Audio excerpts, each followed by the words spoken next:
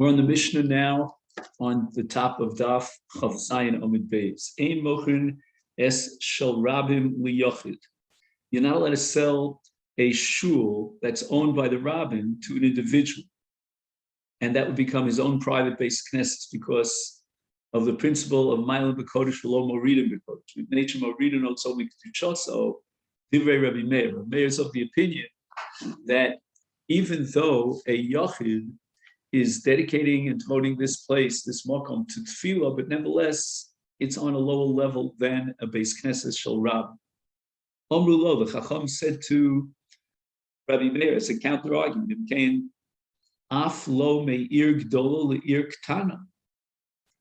If you're saying that the less number of people, the diminishing number, is morid b'kodesh, then suppose you have a larger city which has 500 mispalim, you have a smaller city, and you want to sell the beis knesses, use the money from the larger city to buy a beis knesses for a smaller city. That should be prohibited because it undermines the principle of Mailim b'kodesh.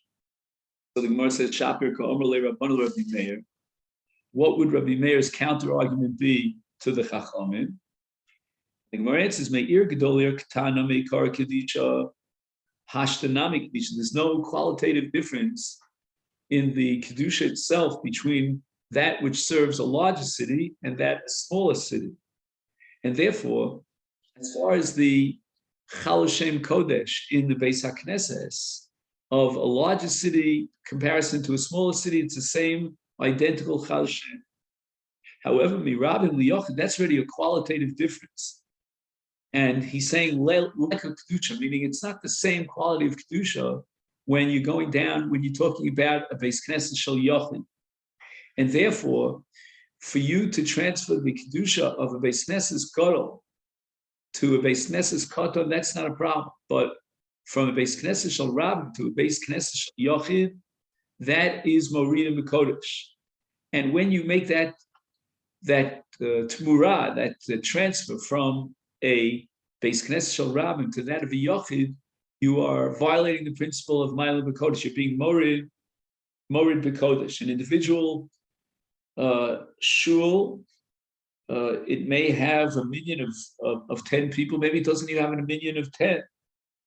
So, for example, Rashi points out that if you don't have a minyan of 10 in your private beis haknesses, it's good that you have designated it for tefillah, but a davar shebekdusha you can't recite it. Ein davar shebekdusha pachos me'asara.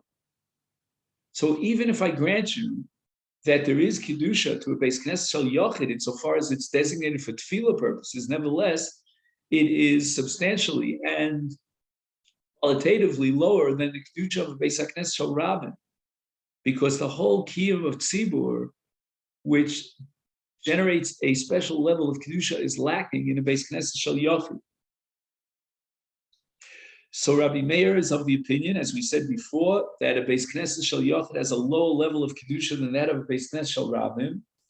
But even a beis knesset shel yochid, which is designated for his personal tefillos, is no doubt kadosh. It has kedusha. It's not to be used for neosim and all these kind of profane matters that we'll get to soon. And this is all the opinion of the Ramban. The Meiri quotes other poskim who say that, according to Rabbi Meir, a beis knesset shel yochid doesn't have any kedusha. It's completely devoid of kedusha. You can do whatever you want. It is totally profane. Rabbanon. After all, the Rabbanon have to counter argument against Rabbi Meir. Rabbi Meir is making a fundamental distinction between two qualities of kedusha. So the Gemara says, as well. Mishum Karov Hadras Melech. So Rabbana now, at this point, invoke a principle called Karov Hadras Melech, which is based on a pasuk in Mishlei. And they say that, you know what? If we're going to be concerned about lowering the level of kedusha, which was Rabbi Meir's argument, then even in the case when you sell a beis knesses in a larger city and use the damim, designate them, earmark them for a beis knesses in a smaller city, you are undermining the principle of Barom Hadras Melech. And when we daven in a synagogue, in a large city with Barov Am, that generates a greater Kedusha than davening in a smaller town where there's not much Barov Am. So according to Rabbi Meir, if you agree that you're allowed to sell a Beis Knesset in a larger city in order to erect a Beis Knesset in a smaller city, then you have to confess, therefore, that you are going down in a level of Kedusha from a Kedusha's Beis Knesset with a dimension and a kiyum of Barov Am to a Beis Knesset that's lacking in the kiyum of Barov Am. It's a small town. So once you're allowing that, then you should go one step further and be consistent and permit the transfer of Kedusha from a Beis Knesset Shel Rabim to a Beis Knesset Shel Yochid, because you admit and concede that there is Kedusha to even Beis Knesset Shel Yochid. Elamai, it's missing Barov Am Hachas Melech, but you yourself concede that you're allowed to transfer a Kedusha of a Beis Knesset of a larger city to a Beis Knesset of a smaller city. You're not worried about Barov Am Hachas Melech. But obviously, Rabbi Meir was not impressed by Barov Am Hachas Melech. He doesn't believe that Barov Am Hachas Melech is going to change the quality of the Kedushas Beis HaKnesses. What he disagrees with is the case of Beis Knesset Shel Yochid. That case, he says, there's really no substantial Kedusha. It's lacking a Davar Sheba Kedusha. Davar Sheba Kedusha requires Asara. If it's Beis Knesset Shel Yochid, you're lacking them. So therefore, when you reduce the Kedusha, which according to the Chachamim, they seem to allow for such a thing. For example, in the case of Beis Knesset Shel Rabim that's being sold for the purpose of Beis Knesset Shel Yochid, so why aren't the Chachamim concerned about the principle of Morid and B'Kodesh? And Rashi seems to imply that according to Chachamim, the issue of selling a Beis Knesset to transfer Kedusha over to the Daven that's something which can be used for any purpose except for 4 demeaning functions described in the next Mishnah. And therefore, the basic premise that the Kedusha of Beis HaKnesses cannot be removed is something that the Chachamim rejected. But Meir's view is that a Beis Knesset has the endowment of Kedusha Saguf. It's comparable to a Sefer Torah, and there's no way you can transfer its Kedusha unless you have an identical Kedusha. Okay, then, so for today, we're going to begin the Mishnah on Daf Chav Zayin Amud Beis, and this belongs to yesterday's Daf Yomi for Shabbos, but we didn't get a chance to fill that in, so we'll do that in Masechet now.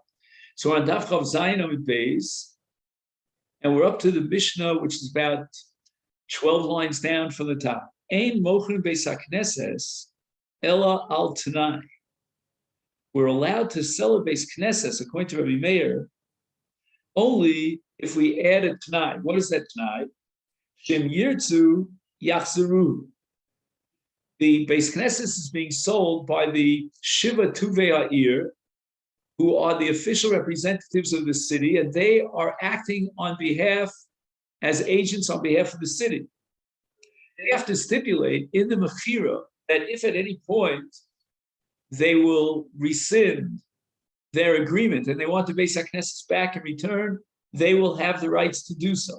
That has to be the built-in Tanai to permit the selling of a Beis HaKnesses. If the sale is without any Tanai, it's what we call an unconditional sale, that would be prohibited because that would be mafkia the Kedusha Beis HaKnesses. And moreover, we're going to see soon is that there's a rivet shaila, and Amru Lo, the Chachamim said to Rabbi Meir, Im Kain, Af Lo Meir, I'm sorry, but Chachamim Omrim, Mochrim Oso Mimkar Olam. You're allowed to sell a Beis Knesses unconditionally. Chutz me'arbad dvarim. However, even after we remove the Kedusha of the Beis HaKnesses by selling it and transferring the Kedusha over to the Damim, there are 4 demeaning activities that remain prohibited because of the vestige, what we call the Shirayim, or the residue of Kedusha in the Beis Knesses. And those are the following 4 activities. Number 1, the merchatz, can't use it for bathing purposes. Leburski, bursiki is a tannery. Tvila, you cannot make the Beis Knesses into a mikvah. And finally, lebeis hamayim, you can't do laundry, make a laundromat out of what used to be a Beis HaKnesses. And the Meiri has a different pshat here. He thinks that when the Mishnah says Beis Hamayim, it's referring to Meiraglayim, and that means a urinal.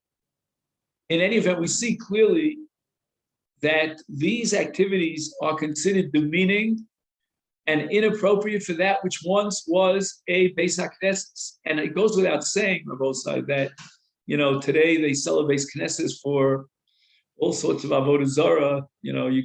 Places you can go in Bedford-Stuyvesant, you could see underneath the Getchka there, underneath the Salem, you can still see the outlining of a Magen David. I mean, that for sure is prohibited. Rabbi Yehuda Omer, Mochrin Oso L'Shem Chotzer. He says that there's no problem in selling a Beis Knesses as a chotzer. A chotzer is not something that's demeaning. The activities you do in a chotzer are pretty much public activities. They're not like these private activities like bathing and going to a mikveh or using it as a Beis Hamayim. These are public kind of activities that are very appropriate and they're not demeaning.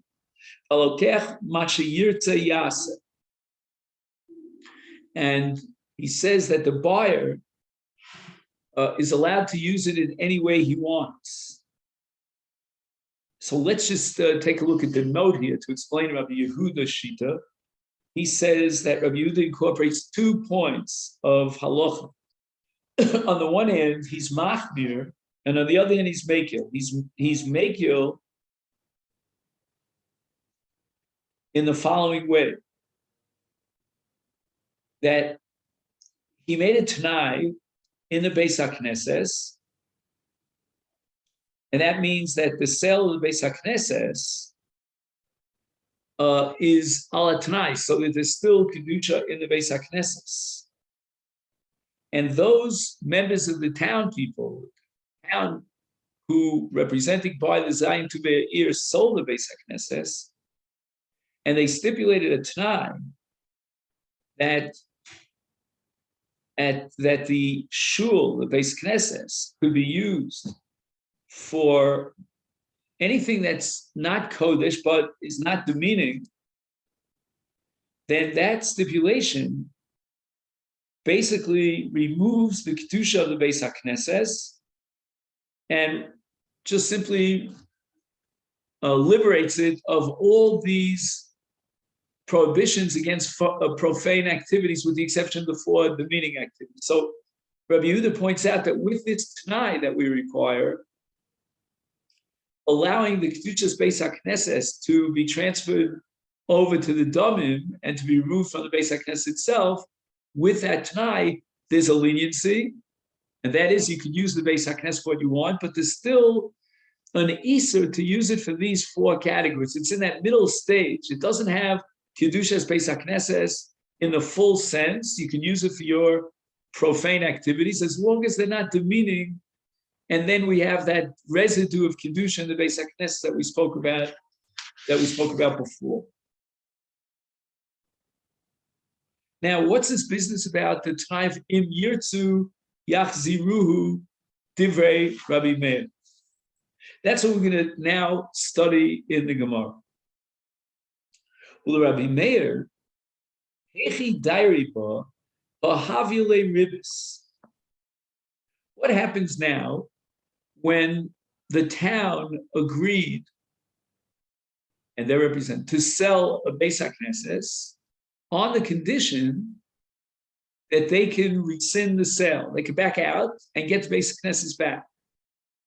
Now, in the interim period, let's say there's time T1 when the sale was enacted, and there's time T2 which is, let's say, a month later, or whatever it was, when the townspeople want to rescind and void that mechira, that sale, and get back to Beis HaKnesses. During that month period of time, the money was paid to the town. The town is called the mocher, the seller. And the members of another town that bought the Beis HaKnesses, or for that matter, even a Yachid, they are the buyers. They've been using this Beis HaKnesses for their own purposes over the last month. The monies are in the hands of the seller, meaning the townspeople that sold the Beis HaKnesses. So they're holding on to money. I'm sorry, just 1 second. Right. And they're holding on to the money. And now they're going to get the Beis HaKnesses back. But in the meantime, the buyer has enjoyed the benefit of the Beis HaKnesses, using it for his own purposes. And in that case, since the monies, right, the monies are now being returned to the buyer. Right? The buyer gave the monies over to the seller at time T1. Those monies are now being returned. And in effect, when the seller returns the money to the buyer, it becomes a loan, meaning he's now repaying a loan. He's basically been holding on to the funds of the buyer. Is that clear? And now he's returning those funds a month later. In a sense, the seller is paying the buyer for the use of his money. Right? The buyer allowed the seller to hold on to his money, but in return, not only is he going to get his money back when he returns to Beis HaKnesses, but he also has benefited from the Beis HaKnesses. It's almost like a rental where, you pay for use of a building. So that now the lokeach, the buyer, is getting back his money, but not only is he getting back his money, he gets more than the value of the money, because the hana, the benefits that he enjoyed during the last month, are worth something on the market. That's why we pay rental. So that's the Gemara's objection over here. When you add this Tanai of Almanashi Yachzeru, you are entering into the world of Isser Ribis. On Rabbi Yochanan, Rabbi Meir b'Shitas, Rabbi Yehuda Amara, the Amar Tzad Echad b'Ribis Mutter. There's a technical loophole here in the laws of Ribis, in which we circumvent the violation of the Isser Ribis because it's only Tzad Echad b'Ribis. Now, what makes this Tzad Echad b'Ribis? He says that, okay, it's a bit complicated. We'll try to see if we can do the best we can. He says the following. There are two possible ways that we can define the ultimate outcome of this mechira of the Beis HaKnesses. One is possible that although the seller had rights to null and void the sale, he never activated those rights. That's one possibility. In that case, everything is fine. There's no ribs. You sold the building, you got money in return, and that's it. The buyer has now full-fledged use of the building. However, let's talk about a different scenario. We had a Tanai here. Let's say the mocher activates the Tanai and nullifies the sale, which means that the money of the buyer that was in the hands of the seller for the last month was a loan. He's now repaying the loan to get back to Beis HaKnesses.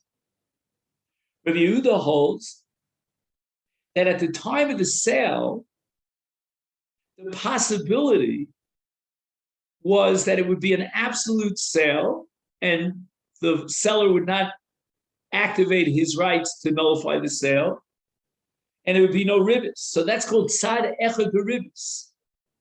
Even though it turned out that the seller did void the sale, gives back the money to the mocher, and the mocher in the meantime has benefited from the object, from in this case the Beis HaKnesset that he purchased. Nevertheless, that's not ribis according to Rabbi Yehuda, because that's tzad echad beribis. It could have been otherwise. It could have been an absolute sale without a tanai. The Sanya we learned in the Brayso, let's say Ruvain is the creditor and Shimon is the debtor. So Shimon owes a debt to Ruvain. The Asa Lo Sadeu Mecher. Now the creditor, meaning the Malva, is a little bit nervous over here because he gave away his money and he got nothing in return. And he's hoping and praying that the Lova will pay him back. So what does he do? The Lova now sells a field to the Malva. And the Malva now is the proud owner holding possession of this field, of the orchard, of the Lova. And in the meantime, he's producing fruit and he's marketing the fruit. So this too is an issue of ribis. Why? Because when the Lova will repay the loan, the Malva turns out to get more than the loan. He gets the loan plus all the payrolls of the field that he ate in the meantime. Bisman shen mocher ochel payrolls mutter. Who actually has rights to eat the payrolls? We assume that when the Lova sells his field to the Malva has rights to eat the payrolls. No. That's a no. That's ribis. But if the mocher, who's the Lova, retains rights to eat the payrolls, then the Malva got nothing more than his loan. There's no ribis. That's mutter. But lokeach ochel payrolls. If the creditor, meaning the Malva, eats the payrolls, awesome. That's a violation of the Isur ribis.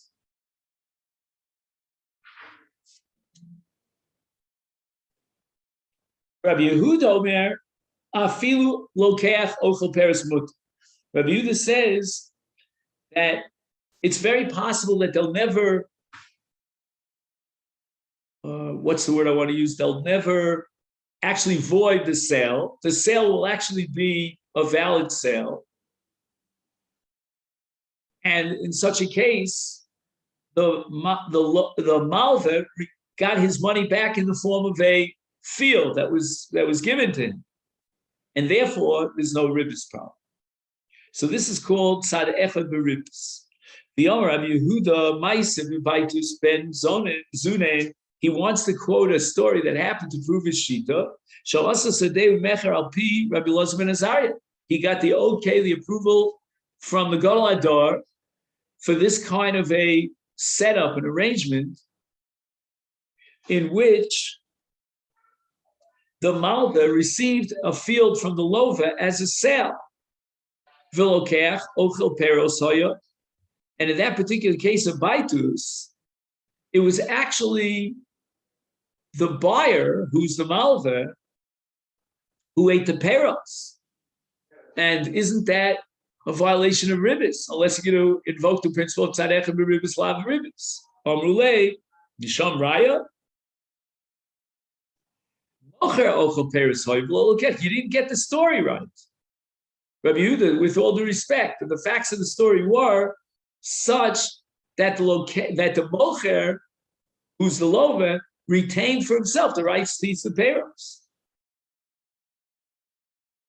Now the Gemara says, "My beinayu." What is really the root of this machlokas here? Tzad echad beribis ika beinayu.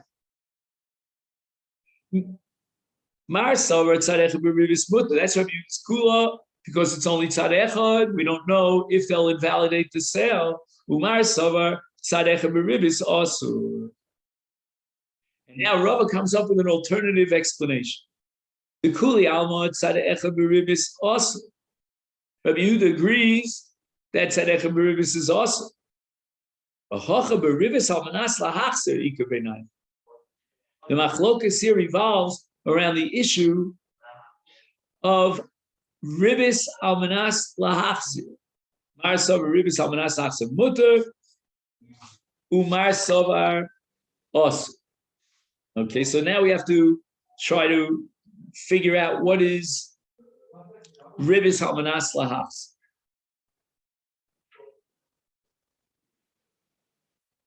He says the following.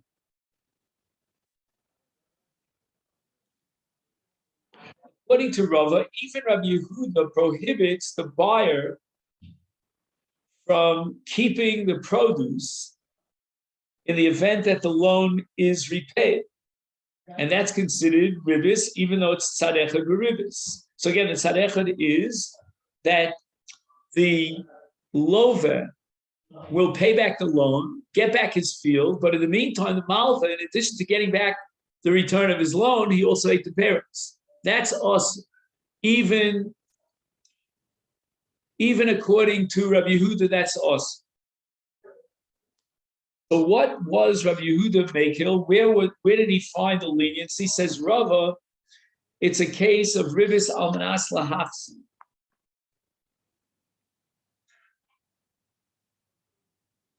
According to the Chachamim,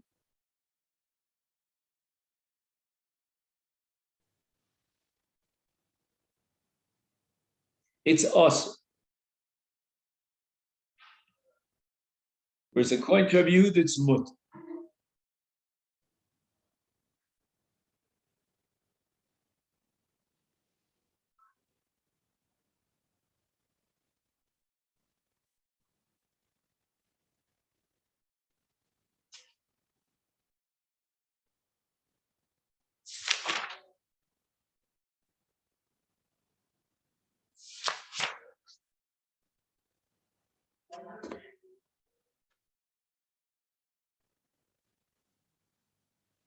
He says, Yesh bein Rabbi Yehuda v'chachamim, hainu, shamalva v'alova hisnu, shamalva yochal saperos, v'im lo yifra hachov,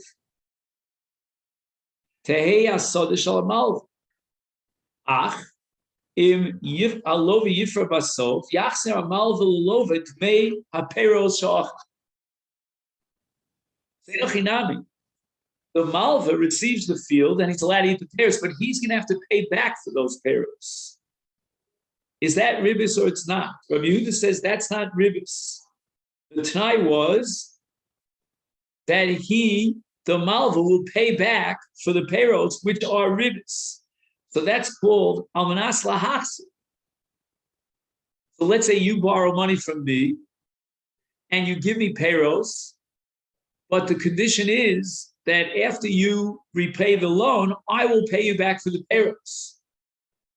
It's almost like Rabbi Yehuda retroactively removes ribis, where the Chachamim say it's awesome, because at the time that I eat the peros, I'm getting benefit from the money that I lent you, and that's ribis.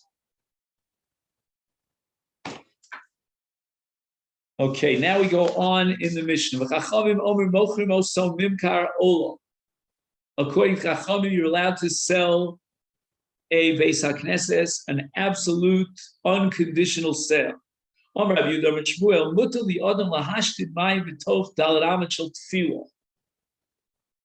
say Ruvain davens in a place, finishes his davening, and now Shimon has to urinate. He's allowed to urinate, but he has to be marchik esatzmo daled amos. I'm sorry, not according to Rabbi Yehuda or Shmuel. I skipped one step ahead of myself. That's going to be Rabbi Yosef. But according to Rabbi Yehuda or Shmuel, he's not allowed. Again, I make the same mistake again. According to Rabbi Yehuda, he's allowed to urinate very close to where Ruvain davened, because once Ruvain finishes his davening, there's no sanctity of a Beis HaKnesses to an open area. Rav Yosef, Rav Yossi says, wait a minute, let's take a look at a brisa. My kamashlan tamina, we have a brisa that says, Rav Yehuda Omer mochrin osa l'shum chotzer. You're allowed to sell a basic knesses as a chotzer. V'lokeach ma sheyirtze yasa. The lokech is allowed to do with it what he pleases. And the Gemara now is assuming an analogy between the status of a place that once was a basic knesses and subsequently was sold, and a place where you daven. And afilu Rabbanan lo kamri ela beis knesses, even though the Rabbanan disagree with Rabbi Yehuda, that's only with regard to the beis knesses. And even though you've, in effect, transferred the kedusha for the beis knesses, and it's no longer has kedusha as beis knesses, nevertheless it once had it, and therefore the Rabbanan are going to be machmer, you can't urinate there. However, that's only because the beis knesses had kedusha. That's called kviya kedusha sayu. Avol dalad amas lo kviya kedusha sayu lo. So in effect, Rabbi Yosef is agreeing with Rabbi Yehuda and Shmuel that after a person davens and he leaves, that place is not sanctified with kedusha space haknesses. There's no makom tefillah there. The fact that he davened there once on one occasion doesn't generate the status of makom tefillah, and therefore he's allowed to urinate. Tani Tane Kame de Rav Nachman. When I'm espalo marchik dalad amos umashtin. Now we have halach of dalad amos for urination, which means that if a person already davened, now says the brisa presented to Rav Nachman, if he himself wants to urinate, he's got to distance himself 4 amos. Mashtin dalad amos umispalin. So let's say a person urinates, and now he wants to daven. He's got to move himself a distance of 4 amos away from where he urinated. Amalei, Rav Nachman said to that Tana, I understand that if he urinates first. Nina, we have a Mishnah that says, how much does he have to distance himself from urine or from excrement? Before he davens, dalad amos elam ispalel. Marchik dalad amos umashtin. After he prayed, he has to be marchik himself dalad amos. He's already finished praying. I mean, again, if he urinated first and now he wants to pray there, then I understand the halacha of the brisa of harchaka. But here's a case where he davened, he finishes davening, gendig, finito. There's no kedusha. So why should he be marking dalad amos?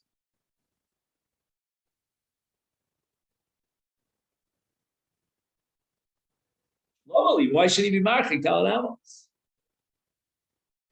So the Gemara says, "Ihachi."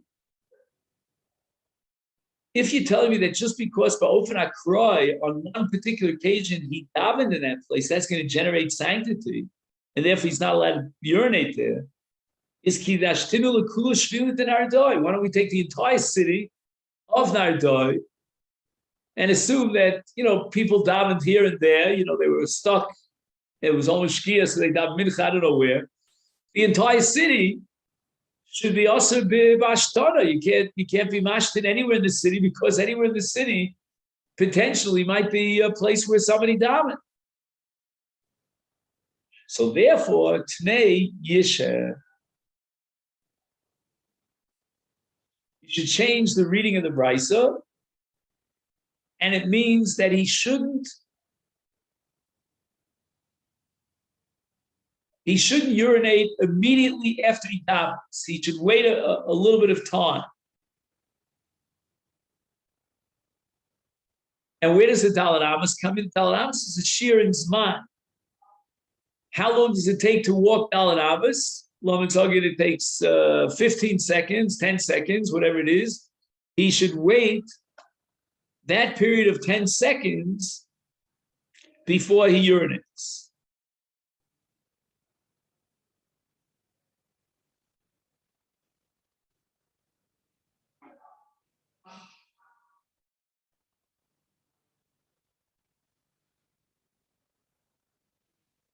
So Bishleim Amashtin Yichek Kedei Hiluch Daladamas Bishum Nitzotos. I understand that the Brisa, according to Rav Nachman, tells me that after a person finishes urinating, he should not immediately daven because he may still have drops of urine that are coming out. Elam Ispalel Yishek Kedei Hiluch Daladamas Lamal. Once he finishes his davening, why should he wait as long as it takes to walk Daladamas in order to allow him to urinate? Lovely, why is it necessary? Amar Rav Ashi, Shekol Daladamas Tfilosos Dura Befiv. We're not dealing with an Isur in the Makom, but rather an Isur in the act of urinating. The Ashtana here is also why? Because within a short period of time after he davens, he's still continuing davening. He's not actually davening, but it's stura befiv, v'rechushe marachshan svasayim. His lips are, so to speak, whispering. He's moving, and he's continuing to daven for that 10-second period. Okay. Shalu Talmidov asked Rabbi Zakkai. Now we have a whole list of cases where they asked a certain elderly Tana or Amora, what was his chus, what was your merit that you got to live such a long life? But Meharachta Yomi, Amalahem, so Rabbi Zakkai responds, I don't know how old Rabbi Zakkai was. The Gemara doesn't tell us. I met a woman in Toronto who was 101. And she was climbing stairs. I think she died at the age of 104, if I remember correctly.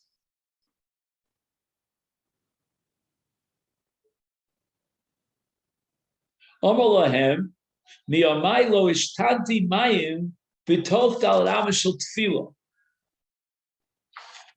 He was very careful not to urinate within the amount of time it would take Daled Amos after he finishes tefillah to walk Daled Amos. So it seems that the assumption is that Meikar Adin, it would be mutter. But Rav Zakkai was machmir al atzmi. Lo kinisi shem lechaveri. I never gave a nickname to my friend.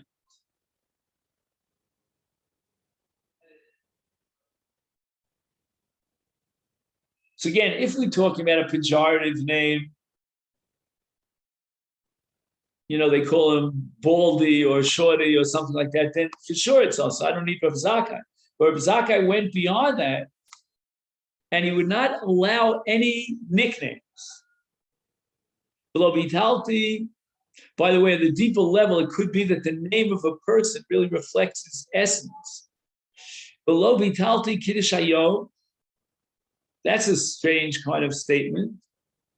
He never missed Kiddush on Shabbos day. What's the Kiddush here? So the Rashba says that he was makpid to make Kiddush on wine. He could have made Kiddush on bread. Imas Kena Haisalu. Rav Zakkai reports that he had an elderly mother, Pama Achas, one time, Machra Kipa Sheberosha. Kiddush Hayom. She knew how careful I was to be makpid to make Kiddush on wine. She sold the veil that she wore on her head in order to make the money to buy wine so that I could recite Kiddush. Tana Kishem Mesa, when Rav Zakkai's mother died, he nichalo gimel meos garve yain. She had 300 barrels of wine, which she left as a Yerusha. She bequeathed the inheritance of 300 barrels of wine to her son, Rabbi Zakkai, so that he would have a lifetime's supply of Kiddush. Tana Kishemesu, when Rabbi Zakkai himself died, Iniach lebanav shloshes alofim garveyah. Apparently, he was a great wine seller, and he left for them 3,000 barrels of wine.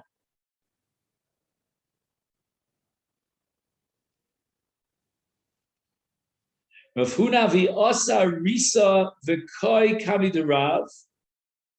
He had a certain kind of risa. Risa is a belt that is a very inexpensive belt, like Peter Pan kind of thing. It's made of grass.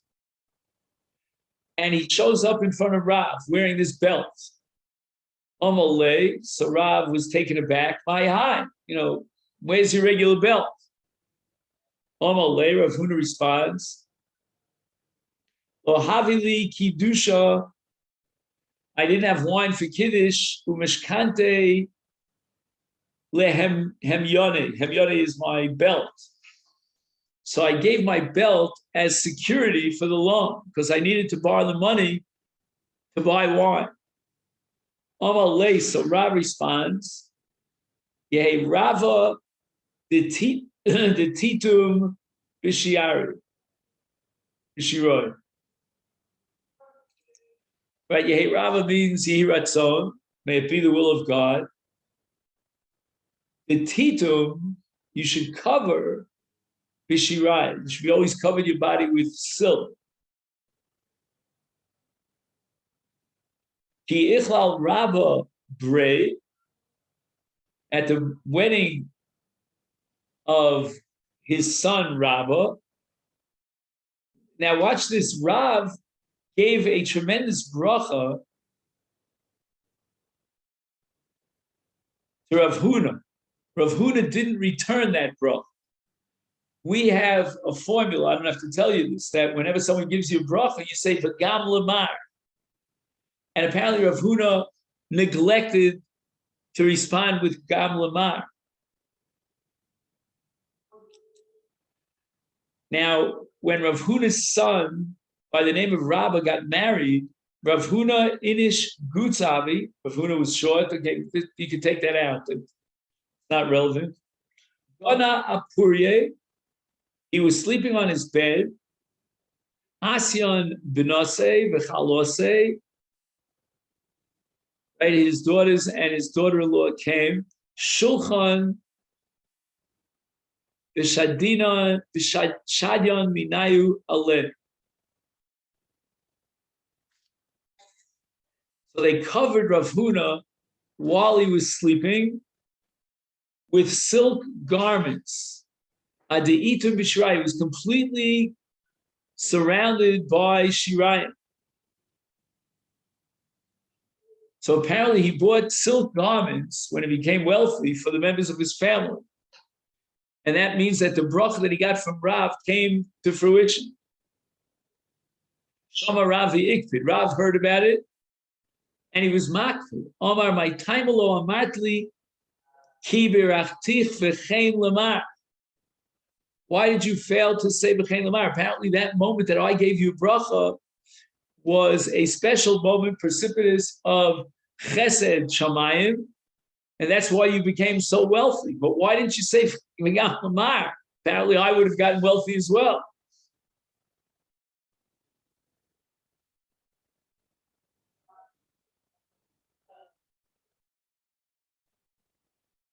Oh, he says here the note, Rav admonished Rav Huna. Perhaps that moment was a time of divine favor, and the blessing that I bestowed upon you would have been fulfilled for me as well. Shalu Talmidov Es Rabbi Elazar ben Chamua. V'meherachta Yomi. Omalahem v'yomai lo asisi kapandrio lebeis hakneses. I never took a shortcut through a shul. Lo pasati al roshe am kadosh. The students were sitting very close, one near the other, and I never jumped over their heads.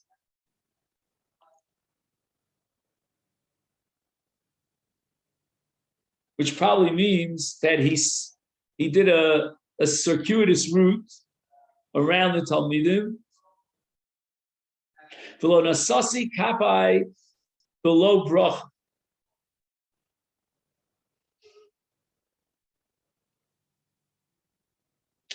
So what's this about? Rabbi Elazar was a Kohen, and he never neglected to recite the bracha, Baruch atah Hashem she'ksharim v'knizrasa shel Aaron. So there's nothing extraordinary about this. All Kohanim are obligated to do so. But perhaps in the merit of reciting this benediction,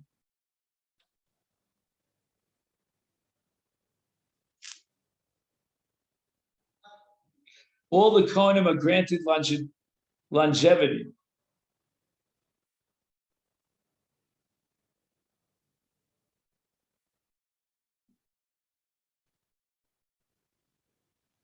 Shalu Talmid Ves Rabbi Preda, Vameh Harachta Yomim, Or Lahem Yomai Lo Kdamani Adam LeBeis HaMedrash. No one got there earlier than I did to the base HaMedrash. I opened up the doors of the study house, probably very early in the morning.